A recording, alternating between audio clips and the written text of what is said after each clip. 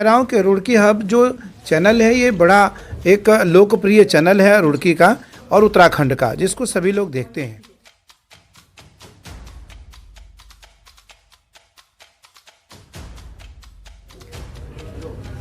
नमस्कार, वांछा सैनी रुड़की हब में आपका बहुत बहुत स्वागत करती हूँ। आज मैं आपको एक ऐसे खास मेहमान से मिलवाने जा रही हूँ जो वैसे तो सुना जाता है कि अक्सर रुड़की में आते जाते रहते हैं, लेकिन हालांकि मना किया गया है कि राजनीतिक बात हम नहीं करेंगे। आज इनसे आज कुछ जान लेंगे कि आज रुड़की में आने का उद्देश्य क्या है। सबसे पहले तो मैं आपको बता देती हूँ कि आखिर मैं किसके बारे में बात करती हूँ।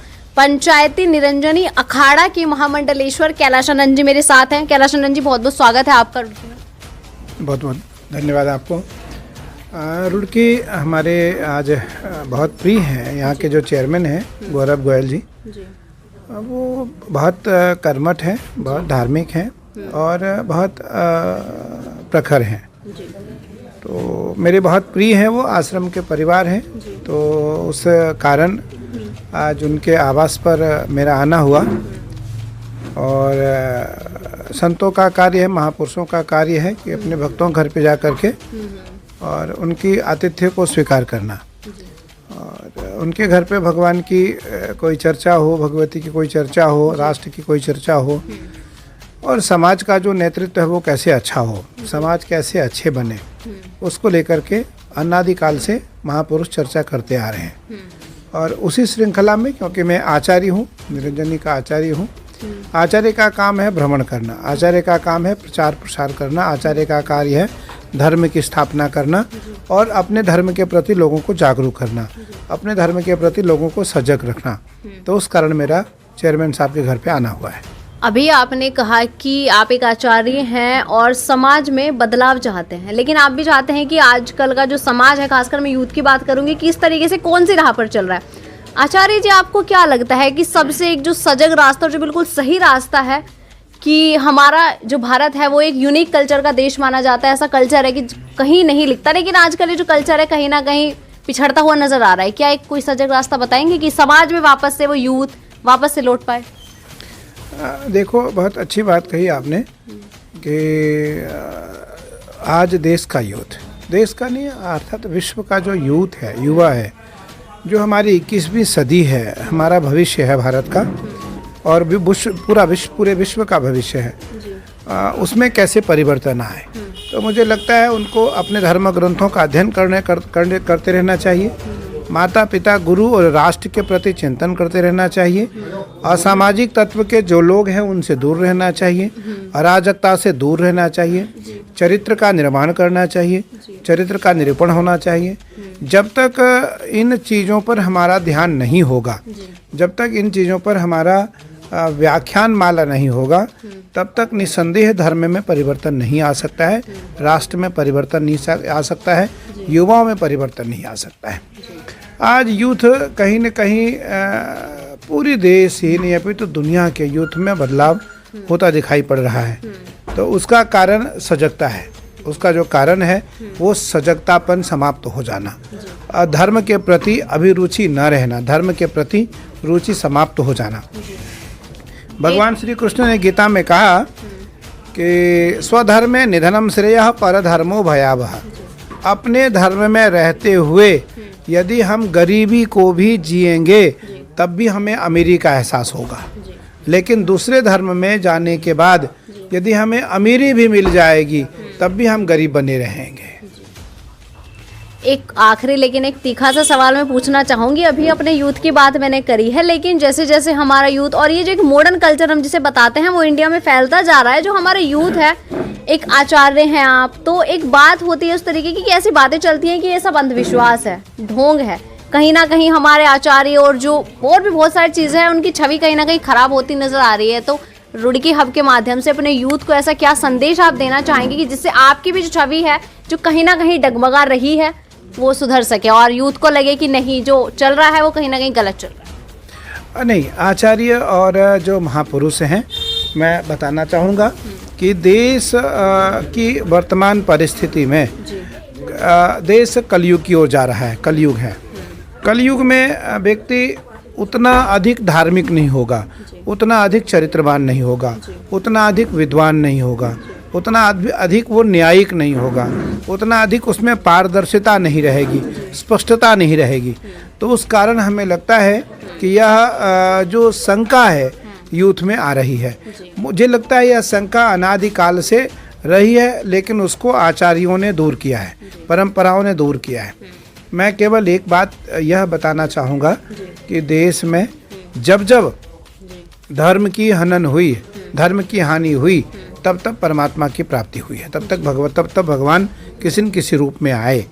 तो यूथ जो है, युवा जो है, धर्म के प्रति, माता पिता के प्रति, गुरु के प्रति, राष्ट्र के प्रति, सजगता के प्रति और अपने सौंदर्य के प्रति, सौंदर्य अर्थात ईश्वर, सुंदरता अर्थात स्वयं, रूप और स्वरूप, हम दो का जब चिंतन करते हैं, रूप का जब चिंतन करते हैं तो व्यक्ति आता है, स्वरूप का जब चिंतन करते हैं तो ईश्वर आता है। तो हमें स्वरूप का चिंतन करना चाहिए, रूप स्वतः आ जाएगी। तो इसलिए यूथ में परिवर्तन आना आवश्यक है। और जो आचार्य परंपरा है, संन्यास परंपरा है, वो अनादिकाल से है, वो अनादिकाल से है।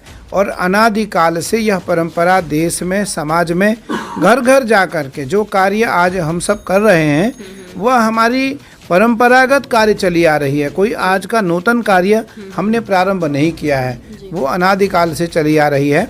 और उसी के श्रृंखला में, उसी की श्रेणी में आज के जो वर्तमान के जो मान्य आचार्य हैं, मान्य आचार्य कितने हैं देश में? 2, 3, 4, 5 हैं, 6 हैं। 2 बड़े आचार्य हैं, जूना और निरंजनी, 4 शंकराचार्य हैं, 6 प्रमुख लोग हैं पूरे देश में आज सनातन परंपरा में।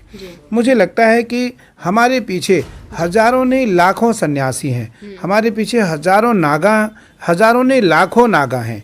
मुझे लगता है उन नागाओं का नेतृत्व करते हुए हमें समाज का भी नेतृत्व करना पड़ता है, हमें एक वास्तविकता का भी नेतृत्व करना पड़ता है। क्योंकि मैं इसलिए कह रहा हूँ कि रुड़की हब जो चैनल है, ये बड़ा एक लोकप्रिय चैनल है रुड़की का और उत्तराखंड का, जिसको सभी लोग देखते हैं। इसलिए मैं इस विषय को यहाँ रख रहा हूँ कि रुड़की में आज धर्म प्रधान लोग बहुत रहते हैं, जो धर्म को मानते हैं, समाज में जिनकी अच्छी छप, जैसे आज निर्दलीय चेयरमैन बन करके आए, तो बड़ी बात है कि बीजेपी की सरकार रहते आज निर्दलीय चेयरमैन बन करके आए, बाद में आपने बीजेपी ज्वाइन किया, ऐसा ही है, ऐसा ही है। तो आप निर्दलीय चेयरमैन बन करके आए, कौन बन करके आएगा? जिसकी छवि अच्छी होगी, जिसका नेतृत्व अच्छा होगा, जिसके कार्य क्षेत्र अच्छे होंगे, जिस वाणी में पारदर्शिता होगी, जिसके कार्य में पारदर्शिता होगी, जिसका सामाजिक छवि अच्छा होगा, जिसके सामाजिक नेतृत्व अच्छे होंगे, जिसके सामाजिक संबंध, व्यावहारिक विचार और जिनकी आत्मीयता अच्छी होगी। तो इसलिए राष्ट्र में कभी सारे लोग खराब नहीं होते हैं, कुछ लोग खराब होते हैं जिसके कारण समाज को खराब दृष्टि से देखा जाता है और खराब कहा जाता है। इसलिए आज आप, मीडिया जो है वो चौथी स्तंभ है देश की, मीडिया आईना है। मीडिया क्या है? आईना, दर्पण है, दिखाई जा रही है। आज मीडिया के द्वारा भी जो बातें देश में आनी चाहिए वो नहीं आ रही है, जो नहीं आनी चाहिए वो आ रही है। तो ऐसा नहीं है कि एक समाज में एक लोग खराब होते हैं, लेकिन वो छींटे बहुत सारे बड़े लोगों पर पड़ते हैं। मुझे लगता है कि देश में ऐसे बहुत सारे प्रतिष्ठित लोग हैं जिनके कारण आज हमारी प्रतिष्ठा देश में बनी हुई है। आदरणीय प्रधानमंत्री नरेंद्र मोदी जी के कारण आज देश उच्चतम शिखर पर गया है। इसे मानने से अस्वीकार तो कोई नहीं करेगा। तो उसी प्रकार राष्ट्र की परंपराओं को आदरणीय प्रधानमंत्री जी ने माना है, संन्यास परंपराओं को माना है। जब आदि जगत गुरु शंकराचार्य मंदिर की स्थापना हो रही थी केदारनाथ जी में, तो वहाँ आदि जगत गुरु शंकराचार्य भगवान की मूर्ति स्थापित की गई, इसलिए स्थापित की गई कि संन्यास परंपरा सर्वोपरि है, संन्यास परंपरा सर्वोपरि है, सनातन धर्म सर्वोपरि है। सनातन धर्म से परंपरा बनती है, सनातन धर्म से परंपरा बिगड़ती है, और सनातन धर्म की परंपरा से शिखर तक सनातन की परंपरा और राष्ट्र की परंपरा पहुँचती है। इसलिए यूथ जो है वो संदेह से दूर होकर के, शंकाओं से दूर होकर के दृढ़ विश्वास करें और आज परंपराओं को मानने के लिए सनातन धर्म के प्रति जो हमारे आज माता पिता हैं, कहीं संन्यास में जाने की आवश्यकता नहीं है। हमारी संन्यास हमारे घर में है, हमारा मंदिर हमारे घर में है, हमारी पूजा स्थली हमारे घर में है, और हमारे भगवान हमारे घर में है। हमारे भगवान कौन है? तो हमारे माता पिता हैं। हमारा मंदिर क्या है? तो घर है। मंदिर माता पिता के पूजन से, माता पिता के आशीर्वाद से और उनकी आज्ञा से यदि मुझे राष्ट्र में, समाज में, धर्म में काम करने की अनुमति मिलती है तो हमें करना चाहिए। वही हमारे लिए कर्म होगा और उसी से मुझे गति मिलेगी। बहुत बहुत धन्यवाद आपका कैलाशानंद जी। एक कैलाशानंद जी ने एक बात कही, वो मैं दोहराना चाहूंगी कि अगर रूप का चिंतन किया जाता है तो व्यक्ति सामने आता है, लेकिन अगर स्वरूप का चिंतन किया जाता है तो ईश्वर सामने आता है। बहुत बहुत धन्यवाद कैलाशानंद जी आपका कि आपने रुड़की हब को इतना समय दिया। धन्यवाद।